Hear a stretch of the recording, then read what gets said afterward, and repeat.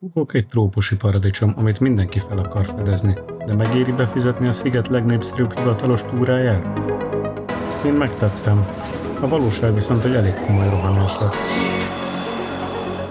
Volt, ami zseniális volt, mint a tengerparti pihenő vagy a kaja, de a nap nagy része mégis a kapkodásról és a vásárlási kényszerről szólt.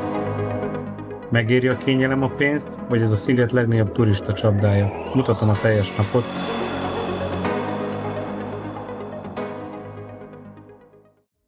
Első megálló a Gyöngyfarm. Na itt éreztem először, hogy ez a túra félig meddig arról szól, hogy vásároljunk.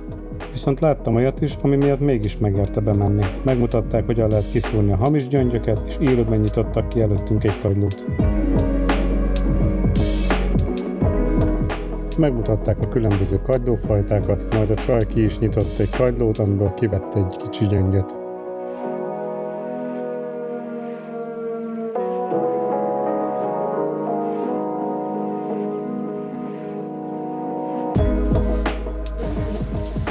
Just small one. Then you can touch it. And touch with your. Now I will show you how to check real one or fake one. We wrap two together like this. And this is half white powder. This is the real bird. Half powder come out, the real one, and no powder fake one. No powder is made from plastic. A múzeumban azt is megnézhettük, hogyan faragnak ki óriás kagyló héjából különleges szobrokat. Ez igazán lenyűgöző és aprólékos munka volt.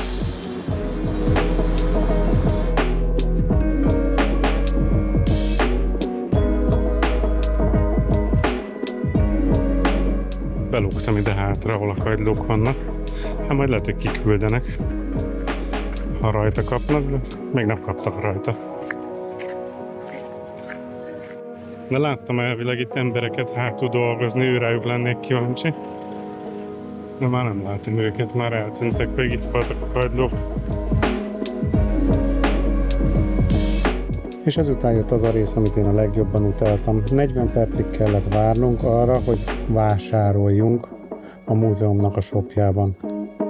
Utána tovább indultunk egy buddhista szentélybe, de az eső is megérkezett.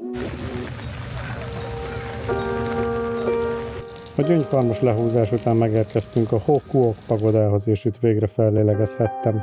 Kaptunk 25 percet, ami buddhizmushoz pont kevés, de arra elég volt, hogy felrohanjak a lépcsőkön, és lőjek pár durva felvételt.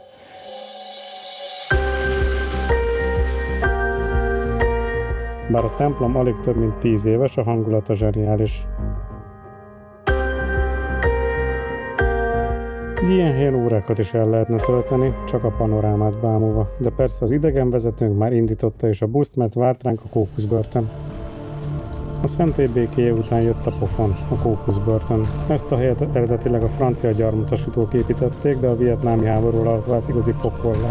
A múzeumban életnagyságú szobrokat modellezték, nem mit műveltek itt a foglyokkal. Vannak itt egészen durva jelenetek, kúsba vágó szöges drótok, válogatott kínzások. Ez a hely egy érzelmi hullámvasút.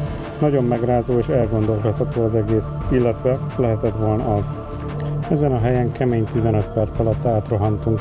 Ez azért felháborító, mert 40 percet tudtunk például a Gyöngyfarm shopjában tölteni, és később a Borsfarm üzletében is.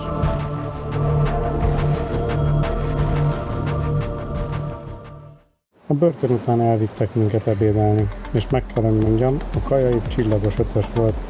A helyszín is remek volt, és kaptunk utána komoly 2 óra szabad foglalkozást. Na, ilyen helyen zabbantottunk a kaját, azt persze elfelejtettem lefilmezni, pedig ez nagyon jó kaja volt most itt. Csomó rák meg tengeri herkentyű, és jól is volt elkészítve. A 2 óra fürdésre összekötött pihenő után indultunk tovább a halszószgyárban, ahol amikor megérkeztünk, betereltek egy terembe, ahol végig kellett nézni egy filmet arról, hogyan készül a halszósz, de élőben gyakorlatilag semmit nem tudtunk megnézni, csak a hordókat. Kaptunk kóstolót 2 féle halszószból, és bevallom, itt én is vásároltam. Habár később kiderült, hogy nem lehet repülővel szállítani a halszószt, de azért megoldottam.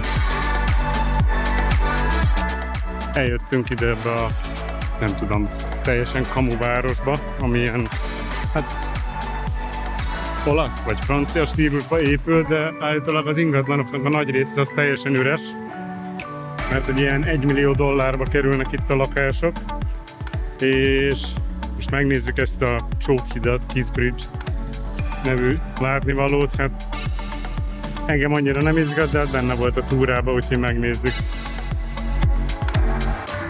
A következő megálló a Sim Farm volt. Nem, ez nem a telefonodban lévő szím. Ez egy helyi lilabogyós gyümölcs, egyfajta erdélyi mirtusz, amiből a szigeten mindent is készítenek. Megmutatták a bokrokat, elmondták, hogyan erjeszték, és még egy pici kóstolót is kaptunk a híres Simborból. Majd betereltek, hogy vásároljunk. Majd megérkeztünk a Bors Farmra is. Itt bemutatták az összes borsot, amit készítenek itt helyben, elmondták a kötelezőket, és szerencsére még a többiek vásároltak, nekem volt időm egy kicsit felküldeni a drónt is.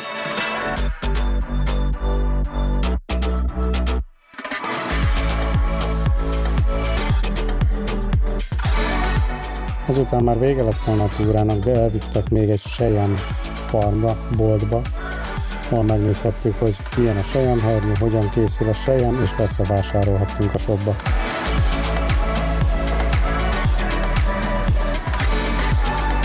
Miután mindenkit visszaszállítottak a szállására, utolsó nap sikerült nekem is kiszállni, így már nem maradt sok mindenre időm, csak elmenni a legközelebbi leveseshez enni egy vacsorát. Papíron mindent teljesítettek, a kaja és a beach szuper volt, de a kulturális helyeken csak átrohantunk a vásárlási kényszer miatt. Szerintem ezt a túrát sokkal jobban jársz, ha magadnak szervezed. Másnap robogóval indultam neki felfedezni helyi kis piacokat, kisebb halászfalvakat, és elmentem a híres Starfish Beachre is.